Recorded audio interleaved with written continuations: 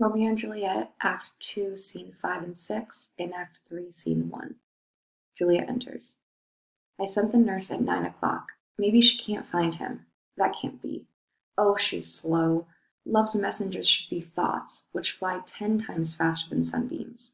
They should be strong, enough to push shadows over the dark hills. That's the way doves carry Venus so fast, and that's why Cupid has wings that let him fly as fast as the wind. Now it's noon. That's 3 hours since 9 o'clock, but she hasn't come back. If she was young and passionate, she'd move as fast as a ball. My words would bounce her to my sweet love, and his words would bounce her back to me. But a lot of old people act like they're already dead, sluggish, slow, fat, and colorless, like lead. The nurse and Peter enter. Oh my God, here she comes. Oh, sweet nurse, what news do you bring? Have you spoken to him? Send your man away. Peter, wait for me at the gate. Peter exits. No, good sweet nurse. Oh Lord, why do you look so sad? Even if the news is sad, tell me with a smile on your face. If the news is good, you're ruining the sweet news by playing a trick with a sour face like that. I am tired. Leave me alone for a minute. Oh my bones ache so much. I've been running all over the place. I wish you had my bones, and I had your news. Come on now, I beg you. Speak, good nurse, speak. Sweet Jesus, you're in such a hurry. Can't you wait for a moment? Don't you see that I'm out of breath? How can you be out of breath when you have enough breath to tell me that you're out of breath? The excuse you make to delay the news is longer than the news itself. Is the news good or bad? Answer that question. Tell me if it's good or bad, and I'll wait for the details. Tell me so I can be satisfied. Is it good or bad? Well, you have made a foolish choice. You don't know how to pick a man. Romeo? No, not him. Though his face is more handsome than any other man's, and his legs are prettier, and as for his hands and feet and body, they're not much to speak of, and yet they're beyond compare. He's not the most polite man in the world, but believe me, he's gentle as a lamb. Well, do what you want. Be good. Have you had lunch yet? No, I haven't had lunch. Everything you told me I already knew. What does he say about marriage, our marriage? What about that? Lord, what a headache I've got. My head is pounding. It feels like I'll break into 20 pieces. My back aches too. Juliet rubs her back. Oh, on the other side. Ah, my poor aching back. Curse your heart for sending me running all over. I could get sick and die. Believe me, I'm sorry you're in pain, sweet, sweet nurse. Tell me, what did my love Romeo say? Your love says, like an honorable gentleman, who is courteous, kind, handsome, and I believe virtuous. But where is your mother? Where is my mother? Why, she's inside. Where else would she be? Your answer is so strange. Your love says, like an honorable gentleman. Where is your mother? Oh, Holy Mary, Mother of God, are you this impatient? Come on, you're being ridiculous. Is this the cure for my aching bones? From now on, take care of your messages yourself. You're making such a fuss. Come on, what did Romeo say? Do you have permission to go out and take confession today? I do. Then hurry up and rush over to Friar Lawrence's cell. There's a husband there who's waiting to make you his wife. Now I see the blood rushing to your cheeks.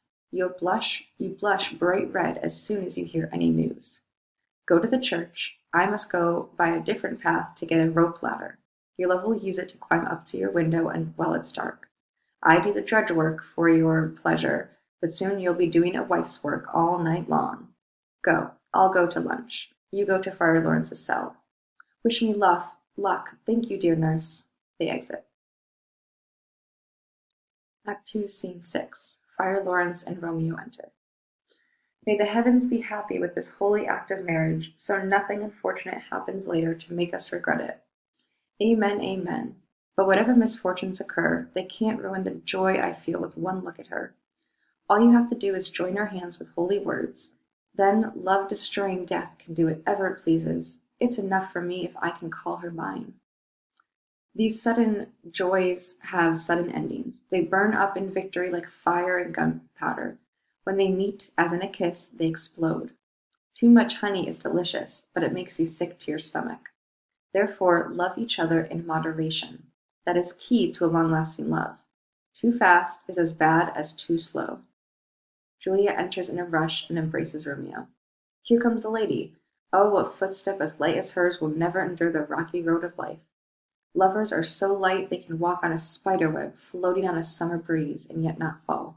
That's how flimsy and unreal pleasure is. Good evening, my spiritual confessor. Romeo will thank you, my girl, for both of us. I'll give him equal thanks, so we're even. Ah, Juliet, if you're as happy as I am, and you're better with words, tell me about the happiness you imagine we'll have in our marriage. I can imagine more than I can say. I have more on my mind than words. Anyone who can count how much he has is poor. My true love has made me so rich that I can't even count half of my wealth. Come with me, and we'll do the job quickly, because if you don't mind, I'm not leaving you two alone until you're united in marriage. They exit. Act 3, Scene 1. Mercutio, his page, and Benvolio enter with other men. I'm begging you, good Mercutio, let's call it a day. It's hot outside, and the Capulets are wandering around. If we bump into them, we'll certainly get into a fight. When it's hot outside, people become angry and hot-blooded. You're like one of those guys who walks into a bar, slams his sword on the table, and then says, I pray I never have to use it. By the time he orders his second drink, he pulls his sword on the bartender for no reason at all. Am I really like one of those guys? Come on, you can be as angry as any guy in Italy when you're in the mood. When someone does the smallest thing to make you angry, you get angry. And when you're in the mood to get angry, you find something to get angry about. And what about that? If there are two men like you, pretty soon they'd be none, because the two of them would kill each other. You would fight with a man if he had one more whisker or one less whisker in his beard than you have in your beard. You'll fight with a man who's cracking nuts just because you have hazelnut-colored eyes. Only you would look for a fight like that. Your head is as full of fights as an egg is full of yolk, but your head has been beaten like scrambled eggs from so much fighting. You started a fight with a man who coughed in the street because he woke up a dog that was sleeping in the sun. Didn't you argue it out with your tailor for wearing one of his new suits before the right season? And with another for tying the new shoes he made with old laces? And yet you're the one who wants to teach me about restraint. If I were in the habit of fighting the way you are, my life insurance rates would be sky high. Your life insurance? That's foolish. Tybalt, Petruchio, and the Capulets enter. Oh great, here come the Capulets. Well, I don't care. Tybalt to Petruchio and others. Follow me closely. I'll talk to them. To the Montagues. Good afternoon, gentlemen. I'd like to have a word with one of you. You just want one word with one of us? Put it together with someone else. Make it a word and a blow. You'll find me ready enough to do that, sir, if you give me a reason. Can't you find a reason without my giving you one? Mercutio, you hang out with Romeo? Hang out? What do you think we are, musicians in a band? If we look like musicians to you, you can expect to hear nothing but noise. Touching the blade of his sword. That is my fiddlestick. I'll use it to make you dance. God damn it, hang out. We're talking here in a public place. Either go somewhere private, or talk it over rationally, or else just go away. Out here, anybody can see us. Men's eyes were made to see things, so let them watch. I won't move to please anybody. Romeo enters.